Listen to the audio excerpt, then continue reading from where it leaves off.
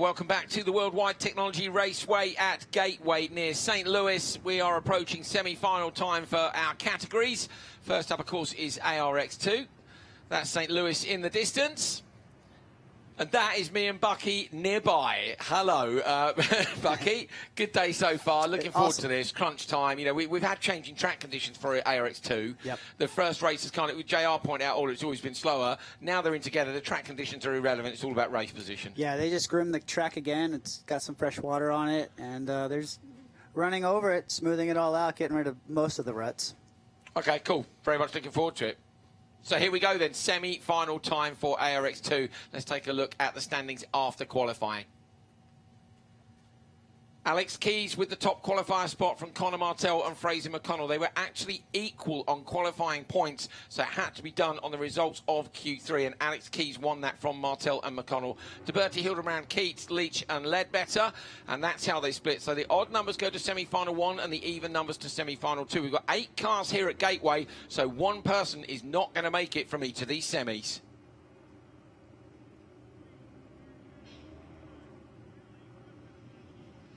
Cars on the grid and ready to go for semi-final number 1. They have been hiding underneath the kind of pit garages here. They're like open-sided pit garages at Gateway. Pushing back Hildebrand's car and lining it back up again. But these guys have been hiding, Bucky, because it's so hot. So they've turned up to the grid in the cars, but stayed, you know, in the pre-grid area. Actually is outside, isn't it? But they figured, hang on a minute, there's nobody underneath the carport, and they've hidden under there. They definitely took advantage of the empty carport where the scales and the scrutineering is. Yeah, absolutely a great decision. To be honest with you, I think, you know, when it's this hot, we ought to be looking at putting the pre-grid in a place like that anyway. So it's I'm glad the drivers have figured out a way to keep themselves cool. I would have much preferred put them out in the heat. Put them out in the heat. You know, get them. Make them sweat. Yeah. Here we go then. Here's the grid for semi-final number 1, round 3 of ARX2 2019. Alex Keys on the pole. Fraser McConnell next to him. And on row 2, J.R. Hildebrand and Michael Leach. So Hildebrand and Leach, of course, have been in the slower, freshly groomed race all weekend long, and we've seen Keys and McConnell have been up front in that super quick second race. Should be a great run through turn 1. Alex Keys with a fantastic move in one of the earlier qualifying sessions, but McConnell is a fast starter, says he's got the car figured out, kicks the clutch twice and gets the car away. Keys is on his inside though. In the background, Leach moves across to shut the door on Hildebrand, but it's Keys, he gets the whole shot. Fraser McConnell hugs that inside line, desperately trying to find a way past. Keys up on 2 wheels, uses a little bit of curb in that super fast long right-hander. And I think, McConnell spun. Fraser McConnell has run wide, half spun the car. McConnell now has got a serious fight on his hand, Bucky, if he wants to make it to the final. He's the championship leader. Yeah, and look how Keys sent it sideways over the crest there.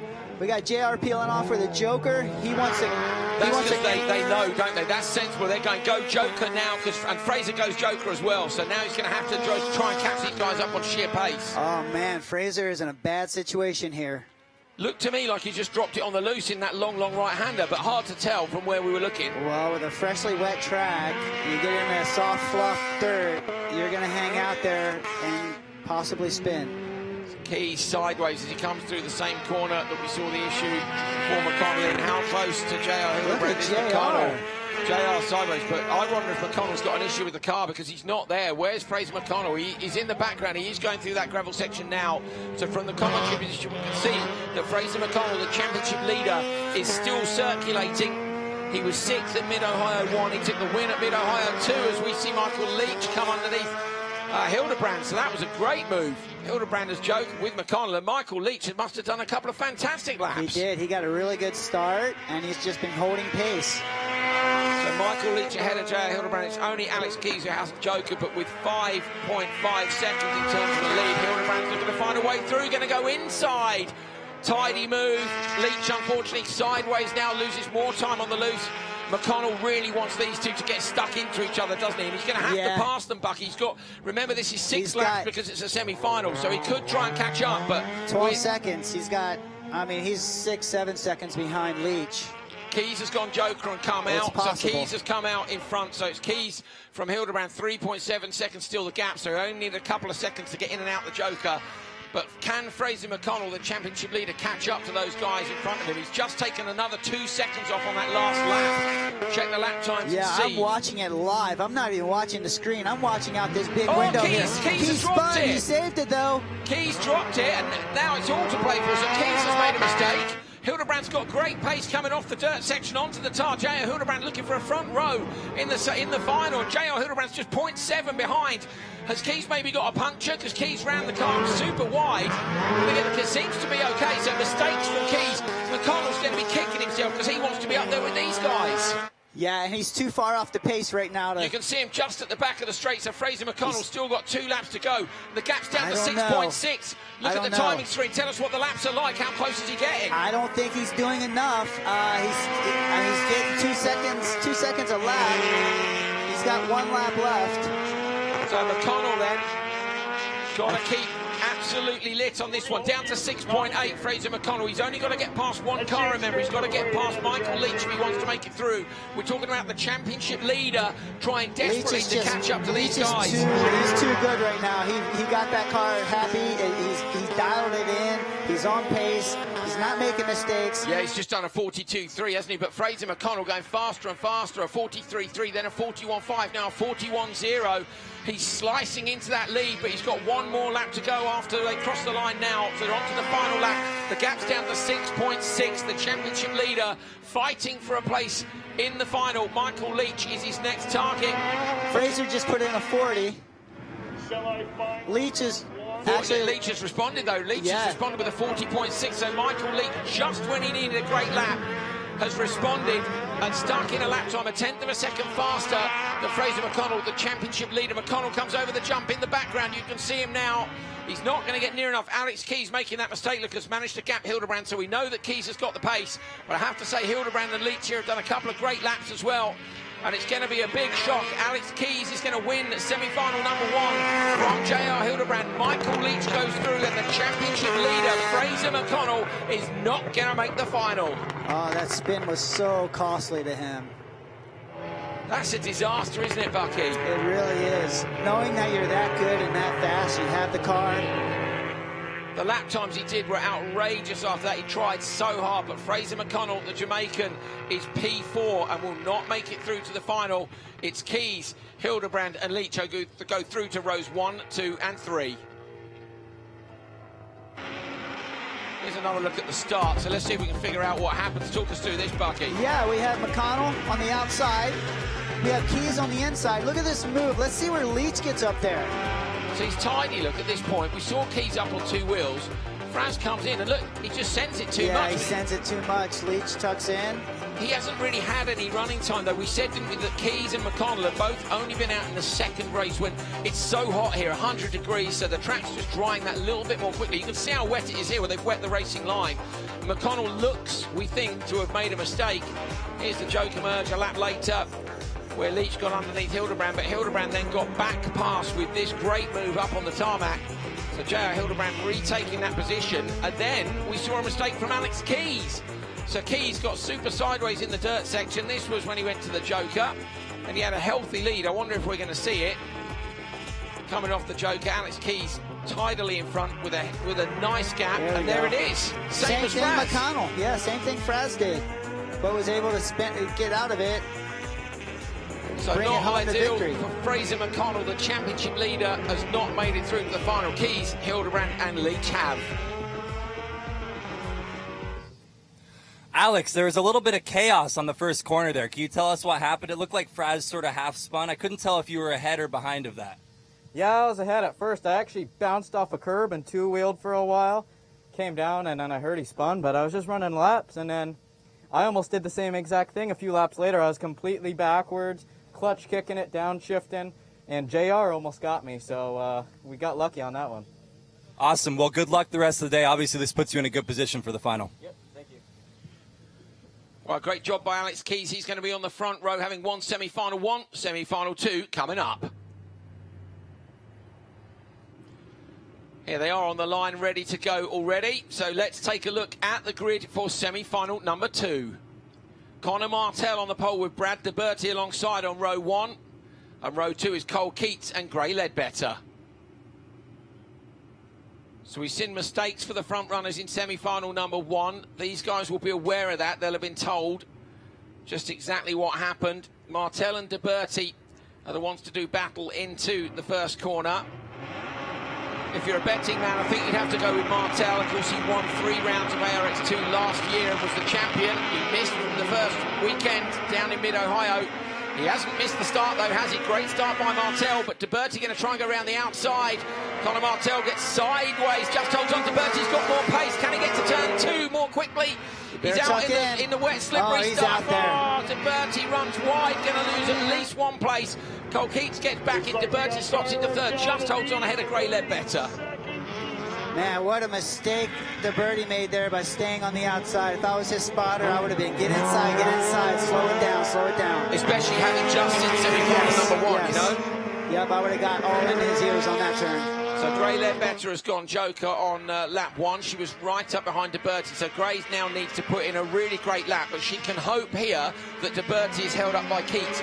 Keats not having quite the pace that we've seen him have, but of course we have seen him out in that damp race again. So if he can prove that he can go with Martell here, we could be on for a great final, Bucky. Yeah, you see these guys overcorrecting in this turn a lot. They're getting the car rotated too soon, and they're having to get the wheel straight again and then rotate it again. And that's what happened, you think, to Keys and Martell in McConnell in semi-1? Yeah, they didn't bother to correct their steering. They just sent it. DeBerti goes joker, runs a little bit deep, should have enough exit speed here to come around Gray Ledbetter. So DeBerti holds on to P3, and now we'll try and close down Cole Keats up front. Keats 1.2 seconds behind right now. Following joker, we think is what, 3 maybe, looking at the previous semi-final.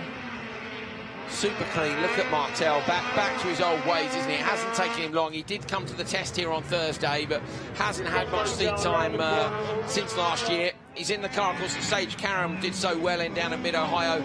Okay, now Keats goes. So Keats has gone, and this might be a response to DeBerti. Keats gets a bit of understeer on the exit, but he's done enough. So Cole Keats is in front of DeBerti, and that just leaves Conor Martell. And if I were Conor, I'd probably wait a couple of laps, because I think he's got the lap time, Bucky. I'm not sure. Yeah, Keats is actually 4 seconds behind now, so I think that's plenty of time for Martell to get in there and get that joker taken care of. 39, what's he, oh wow, so, okay, so Conor Martell's gone 39.5, 39.2, 39.0, just going quicker and quicker on each lap, and Bucky, apart from being a very, very good peddler, yeah, there is an element of the track drying here lap by lap. In this temperature, it's literally drying that quickly. Yeah, and it's, I mean, if you see, when you overdrive these wet turns, you can see the dirt and tarmac is really, it's really, yeah, I think he's popped. I believe he popped his tire. That's why I started talking about it. Martell has a tire off the rim. Conor Martell has a tire off the rim. Yep, that's exactly what I was talking about. Bucky, that's it. Fantastic. Absolutely called that.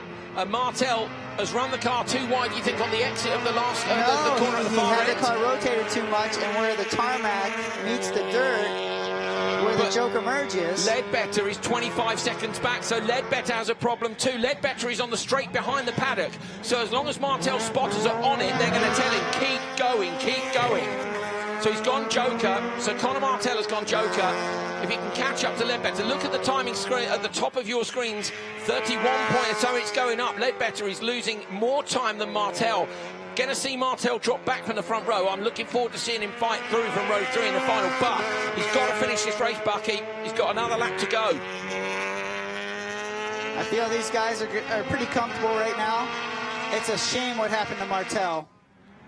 Oh, there's Gray Ledbetter, so a problem for Gray. 34 seconds off the back. She's got a puncture too.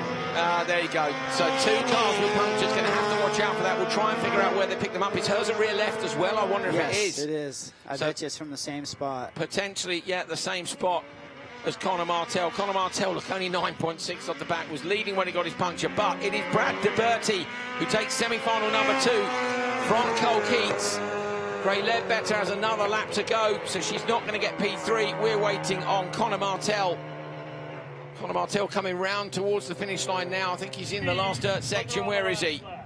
Conor Martell still not at the finish line, and Martell is going to cross the line now. There he is with that rear left puncture. You can see the car.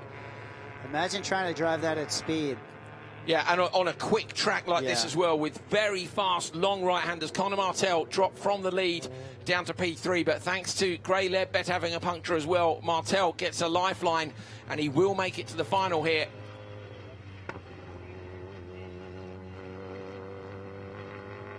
It's going to creep back to the paddock. Well, interesting. You have to drive the track. Yeah. And its conditions. So what do the spotters do now, Bucky? You know, there's a bit of me that says you can see where the track gets groomed after every session, can't you? I'm thinking they need to go. I mean, I guess they're going to ask, aren't they, where the puncture, where he thinks he picked the puncture up. But here's the result then of semi-final number 2. Brad DeBerti takes it from Cole Keats and Conor Martell with that puncture. Gray Ledbetter doesn't make it round for an extra lap with a puncture as well. So this was the start. Good start by Martell and by DeBerti on the front row. DeBerti tries to go around the outside here, and I actually thought had enough pace, kept his wheels straight through the dirt, didn't he? And went for the long round the outside. But then this bit, Bucky, too wet and slippery. Yes, he should have maybe tucked in a little bit sooner, knowing that the spotters probably saw the race prior.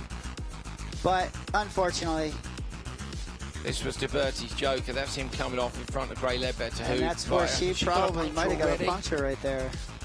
Cole Keats coming in. Right there was. So you think it's that left-hander, the standard lap after the jump. That's where Bucky thinks these guys have picked the punctures up. This is Martell, look, and that's so that's the section, isn't it? Just after that. So it could well be that that's where they're knocking the tyres off the rims. Conor Martell doing well. His spotters informing him, look, you need to keep going. Gray's got a puncture as well. You can still make the final. So Conor Martell did just that.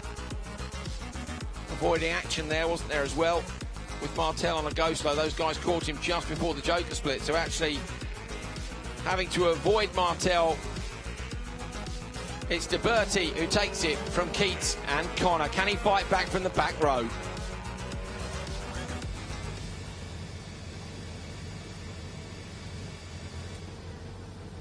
Brad, you are so happy right now. You look so pumped. You said it's a great track. You finally get that win in your belt, even though it's a semifinal. That puts you in such a good position for the final. Tell us what you're feeling. Oh man, you know, honestly, I didn't even think I was showing up to race. Been trying to get the sponsorship to come out here. I know we're filming our TV show, trying to boost ARX, and really, I just got to give it up to Dirtfish for giving me another opportunity.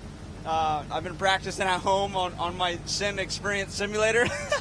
But other than that, you know, the whole Dirtfish team really, they made this car do what it just did. I mean, I've been trying to shred tenths of seconds all day, and we finally put it together. Now we're at a consistent point, and I literally couldn't be any more thankful and stoked. So I'm pretty happy right now. Awesome. Well, that puts you in a great position for the final, so hopefully you can take it home. Yeah, baby. Brad DeBerti very happy indeed. He's booked his slot in the semi-finals, and of course coming up next we've got the semi-finals for ARX. Who's going to make the finals there? There we are. Good stuff from the semi-finals for those guys. They're going to have to watch out, Bucky. There's two places where we think you're doing it. It's where you're transitioning sideways from the gravel. You explain it. What's happening? Basically exiting the jump area, the merge, the joker and normal lap merge. The normal lap coming onto the tarmac has a groove that just the more you keep sliding it, it just keeps exposing the tarmac, which creates a lip, and the tires won't roll over it as easy. So you need to keep the car straight at that point and avoid pushing a tyre off the rim. Now, I'm pretty confident that the guys from ARX will head out there and check out just exactly what that was. And you'll be able to see, of course, what happens in their semi-finals coming up very shortly indeed. So we've got semi-finals for ARX, followed by the ARX2 final and then the ARX final, because, of course, this is a double header from Gateway. So we're going to have a result today, another one tomorrow. So lots more racing to come. Down the bottom of your screens there, 16:50 local time. Join us, and that'll be our last stream of the day. We'll see you then.